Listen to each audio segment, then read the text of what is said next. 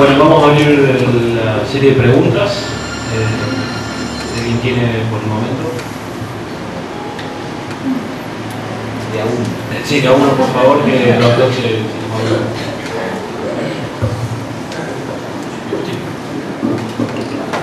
Sí, sabe.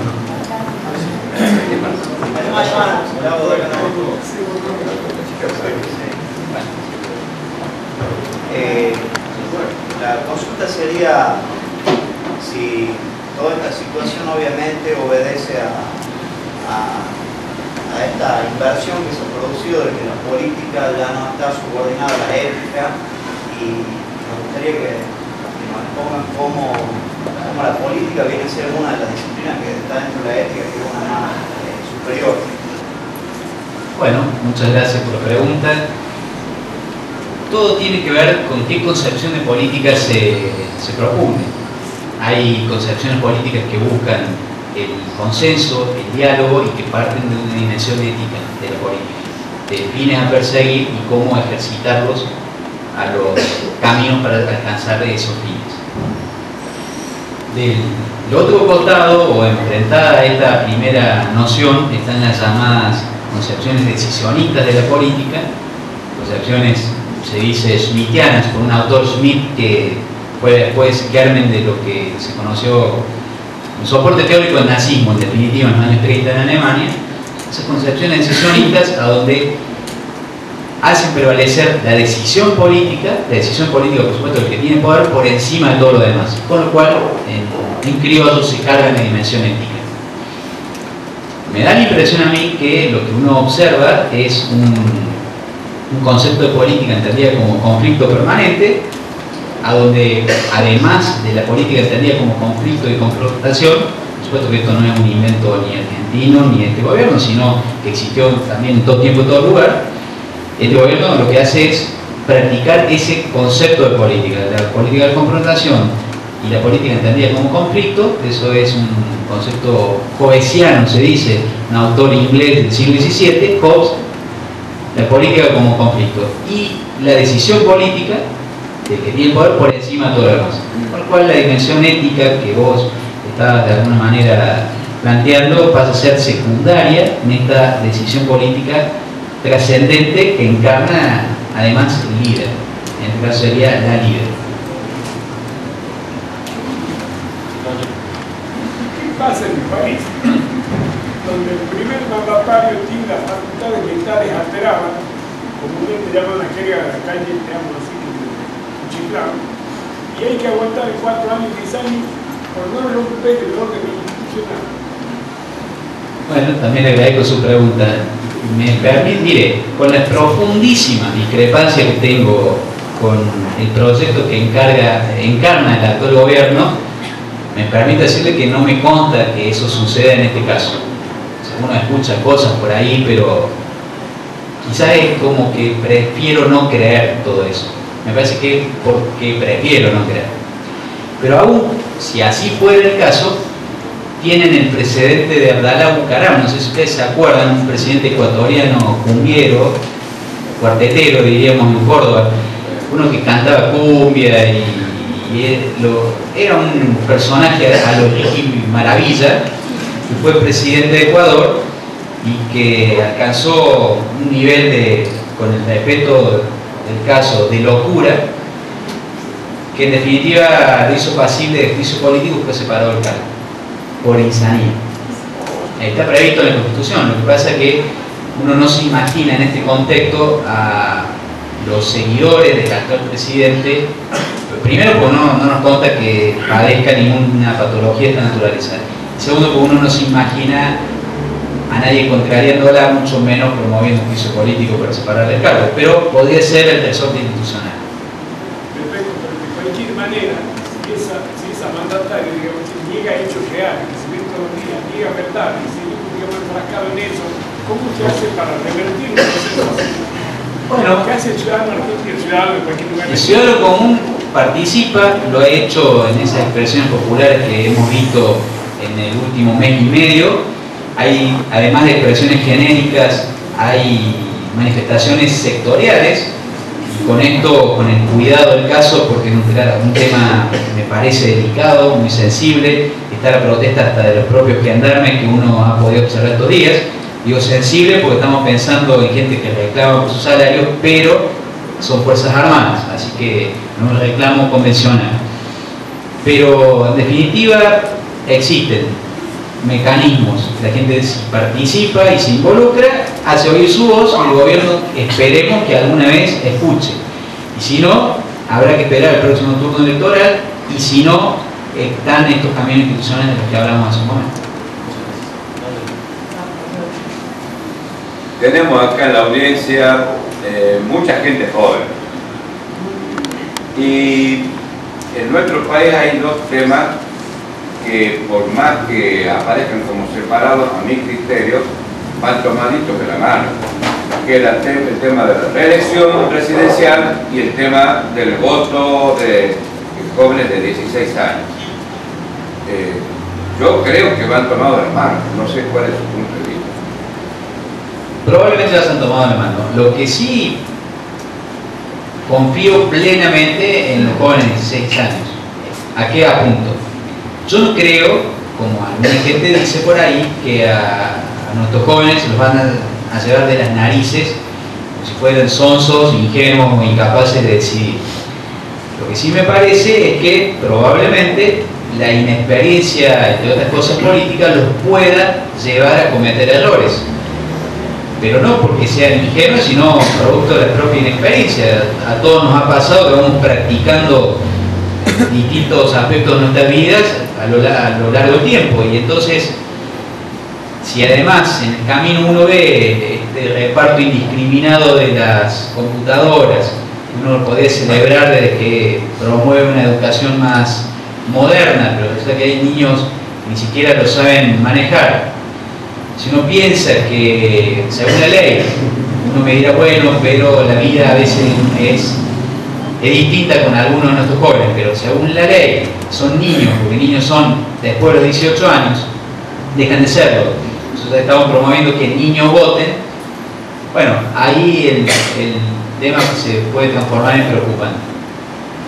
Pero, insisto, es un tema delicado porque decir un joven que además participa, que está en un centro de estudiantes, que está en un sindicato, que está en un centro vecinal o en un partido político que no tiene derecho a votar, seguramente lo va a poner incómodo, va a decir, ¿por qué no puedo votar si participo en el partido, en el centro vecinal y tengo clara conciencia frente a un montón de adultos que a la luz de la historia argentina en los últimos 60 años se han mostrado bastante más inconscientes que más de un niño de 16 años, ¿no? Entonces, no es fácil. No, sí, estoy casado. Quería hacer una pregunta.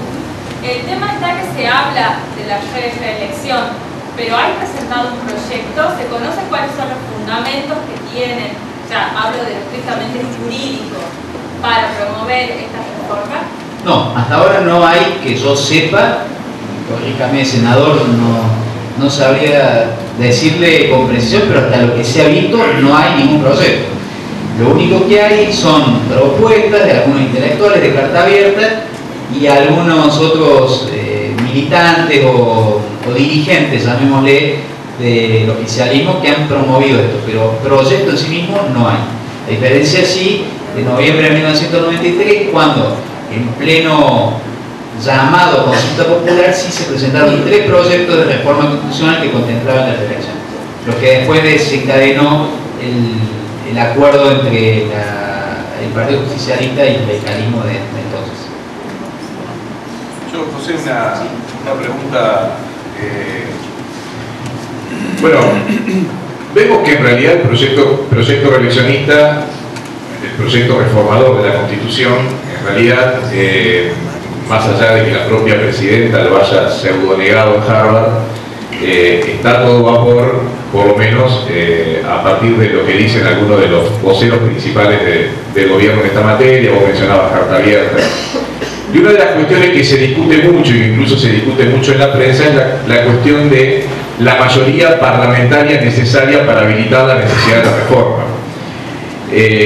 en una Argentina en la cual además está bastante puesto en duda permanentemente el comportamiento de legisladores de algunos partidos o provinciales o algunos sectores del peronismo que muchas veces se acercan o se alejan del gobierno en función de sus propios intereses. El caso de Carlos Menem es el caso más claro y escandaloso que tenemos en la Argentina. Y yo quería preguntarte en relación a eso. La Constitución Nacional establece una mayoría determinada para habilitar la necesidad de la reforma. Ahora, en el caso de que el gobierno la consiguiera y que por lo tanto legalmente esa necesidad de la reforma se pudiera llegar a realizar, habría que ver esta cuestión de cómo la consigue adicionalmente. Pero supongamos que la consigue y que no podamos probar que la consiguieron de una manera espúrea, fraudulenta. ¿Alcanza ese nivel de consenso que establece la Constitución para que el proceso reformador tenga no ya legalidad, porque legalidad tendría, sino en definitiva alcanzar el nivel de consenso necesario, teniendo en cuenta que los partidos políticos de la oposición, por ejemplo, se opondrían en masa? Entonces este tema de legalidad y legitimidad, ¿cómo funciona? Sobre todo con el ejemplo de la reforma del 94, cuando nuestro partido, a partir de que Menem iba por la reforma de la Constitución y por las condiciones económicas de ese momento, parecía que podía ganar el plebiscito, nuestro partido, con el liderazgo de Raúl Alfonsín, de alguna manera le dio la legitimidad necesaria para llevar adelante la reforma, que por supuesto además le permitió incorporar un montón de derechos que vos mencionabas y no solamente la mera reelección. La pregunta tiene que ver con esta cuestión del consenso, porque entiendo que la oposición, los opositores, deberíamos instalar fuertemente en la opinión pública que en realidad, como estrategia política, que en realidad no alcanza esa mayoría, sino que es necesario un consenso mucho más amplio de por lo menos los partidos políticos con representación parlamentaria más importantes, lo que incluye el radicalismo. Bueno, gracias, Hernán. Lo primero, que ese debate o esa discusión creo que se podría dar si el gobierno avanzara con un proyecto de reforma aprobado por 2/3 partes de los presentes.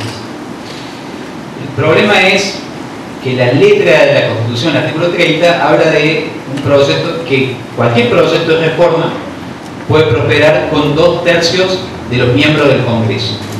No dice 2/3 partes de sus miembros, no dice si 2/3 del total o 2/3 de los presentes. A partir que la letra de la Constitución no dice 2/3 del total, hubo momentos en la historia argentina, y el más controvertido, discutido y al día de hoy no saldado, aunque sí saldado en parte por el proceso 94, fue el de 1949. En 1949 el gobierno de entonces avanzó en un proceso de reforma constitucional que fue aprobado en el Congreso por 2/3 partes de los presentes. No es lo mismo, por supuesto, una cuestión meramente numérica, el total que los presentes. Entonces el argumento aquella vez fue con un jurista que se llama Arturo Sampay, que fue el que de alguna manera le dio el soporte dogmático y doctrinario, que la Constitución dice 2/3 y no dice nada más. Entonces que era válido, legítimo, ahí todo con el argumento de la legitimidad, porque en definitiva era por 2/3 de los presentes que expresaban la mayoría popular de entonces. El proceso de 1949 fue muy cuestionado por eso, y la mayoría de la doctrina, de los que entienden del tema, de la política y demás, que no oficialista, siempre dijo en la historia argentina que por 2/3 debe entenderse 2/3 del total.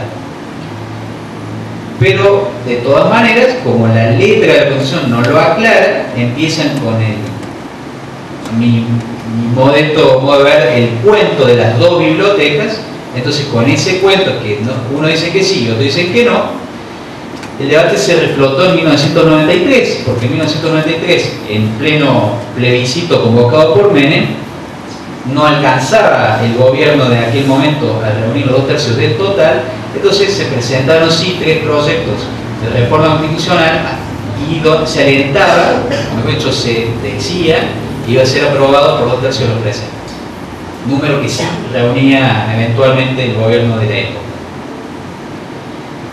Me parece bien como estrategia política y como debate político enriquecedor plantear que eso no es legítimo, que la legalidad en sí misma es discutida y que además no es legítimo, porque la legitimidad democrática es otra cosa. No es una cuestión meramente doctrinaria, es también una cuestión numérica. Si estamos hablando de 2/3, estamos pensando en el total, y porque además el proceso 1949 terminó de la peor manera. Fue una constitución derogada por un gobierno militar, y el propio peronismo en 1994 admitió esta situación cuando en 1994 reconoció los textos constitucionales desde el comienzo a la fecha y dijo: esta constitución en 1994 es la que se integra con el texto de 1853 y sus reformas y nombró todos los procesos de reforma, ahora sobrar por una cuestión de tiempo, menos la de 1949. Dijo: es la del 53 con la reforma del 60, 66, 98, 57 y esta. Pero no es que se olvidaron o saltearon la de 1949. Fue una concesión del peronismo reconociendo, en palabras de algunos de sus más representativos convencionales del 94, que había sido un error y había sido ilegítimo el proceso 1949. El problema es que seguramente el contraargumento de eso será: el Congreso se limita a declarar la necesidad de reforma, pero convoca elecciones de convencionales y el pueblo decide, cuando elige a los convencionales, qué propuesta seguir, si la propuesta reformadora o la propuesta que se oponga. Y ese argumento va a seguir siendo difícil de desmontar, porque si lo que se pretende imponer es la mayoría del número, y bueno, entonces estamos entregados, y guardemos además la cacerola y todo otro argumento de opositor que ande dando vueltas por ahí. Yo no creo en eso, pero es lo que me parece que van a contestar.